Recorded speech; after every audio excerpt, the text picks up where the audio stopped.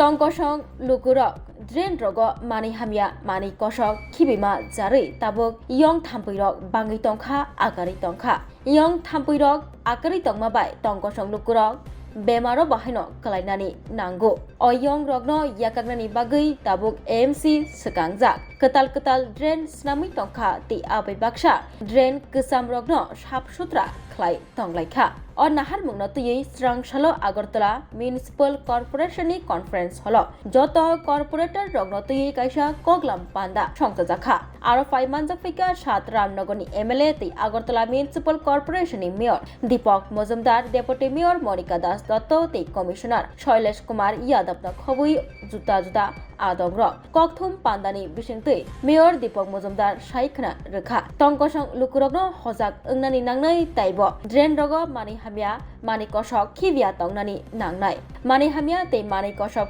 खिबिजाखाके drain रगो आसै फैनाय गोबांमा यं थाम्पैरक आबोबाय तंकसं लुकुरगनो जोंजालो क्लाइबायनाय बिनि बागै हास्तिनो साफसुथ्रा ते गोसोंखाय तनिनानि बारजांखा तंकसं लुकुरगनि हायनि बागै ड्रेन रगो मानि हामिया ते कषक मानि खिबिया तनिनानि बागै अबखा आगरतला म्युनिसिपल कॉर्पोरेशननि मेयर दीपक मजुमदार আজকে আগরতলা পৌর নিগমের এক বিশেষ সভা অনুষ্ঠিত হয়।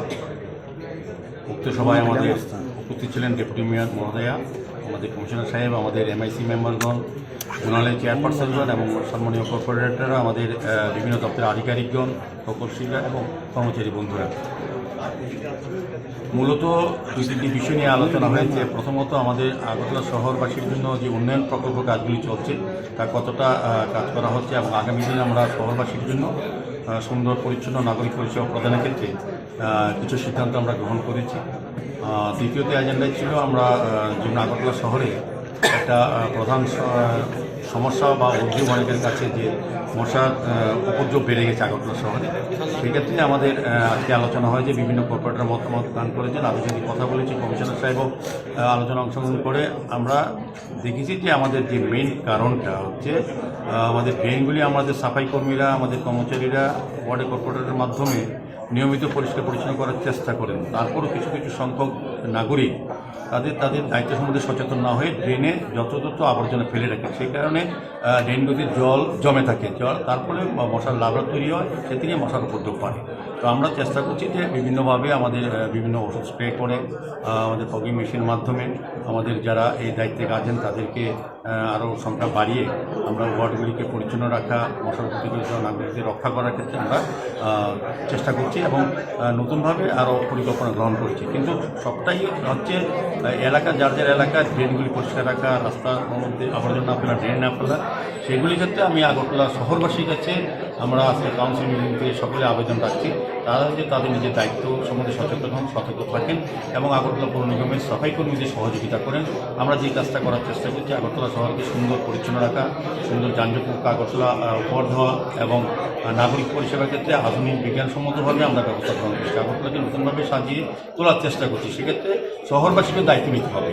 এটা শুধু পৌর নিগমের অফিসার, কর্মচারী, সাফাই বন্ধুদের কাজ না, এটা সার্বিকভাবে পৌর নিগম এবং রাজ্য সরকার এবং নাগরিকদের যৌথ কাজ। নাগরিকদের দায়িত্ব আছে শহরকে পরিচ্ছন্ন রাখার ক্ষেত্রে।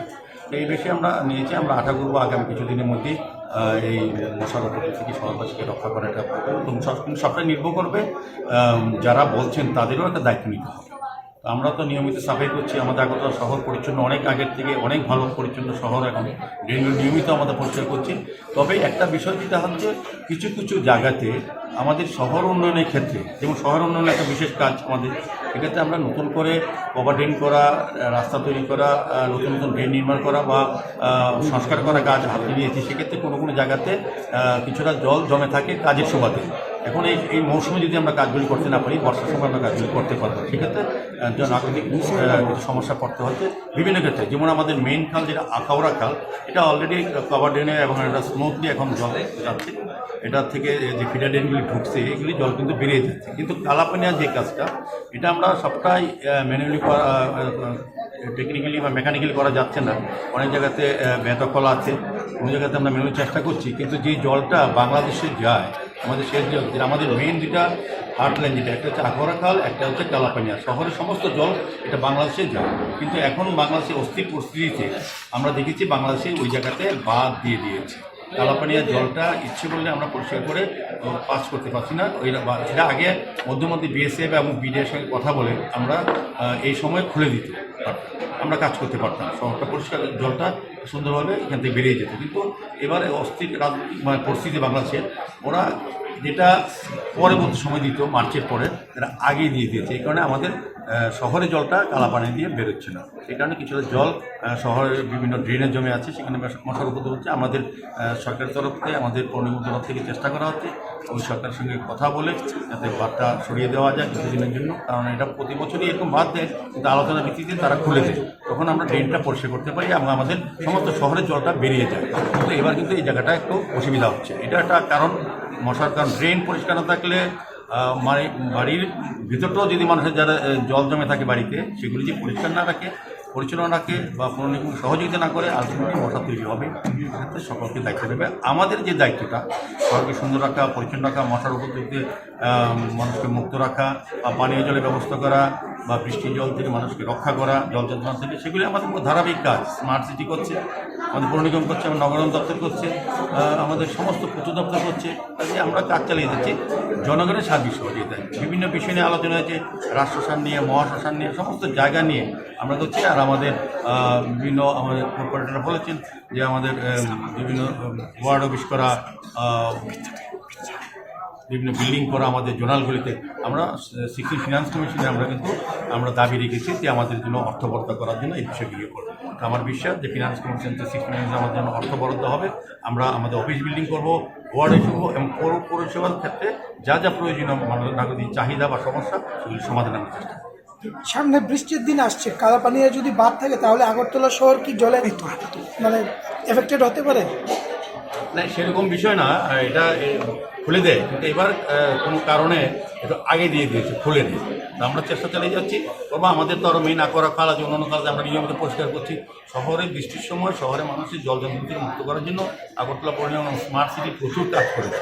আমি দেখবেন অতি বর্ষণ এখন আগরতলা শহরে কয়েকটা জায়গায় প্রাণকেন্দ্রে 1-1.5 ঘন্টা জল থাকে। তাও এটা আমাদের জন্য সৃষ্টি। যারা নাগরিকরা এই ড্রেনগুলি ব্যবহার করি, তারা যথাযথ প্লাস্টিক ফেলায়।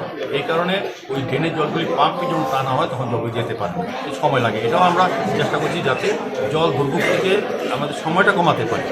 সার্বিকভাবে আগরতলা শহরে কিন্তু এখন ব্যাপক বৃষ্টি হলেও কিন্তু জল যাবে না। বন্যার যেটা বিষয়, গতবার যেটা ফ্লাড হয়েছে, সারা রাজ্যেই 18 লক্ষ লোক এফেক্টেড হয়েছে। এটা বন্যার সঙ্গে আমাদের যে নিকাশি ব্যবস্থা মিলালে হবে না। সার্বিক সাধারণ যে বৃষ্টি হয়, শহরবাসীকে আমাদের নিকাশি ব্যবস্থা এত উন্নতি হয়েছে, স্মার্ট সিটি এত ভালো কাজ করছে, আমার মনে হয় আগামী বছর তো আমরা আগরতলা শহরবাসী কতটা ভোগান্তিতে থাকবে।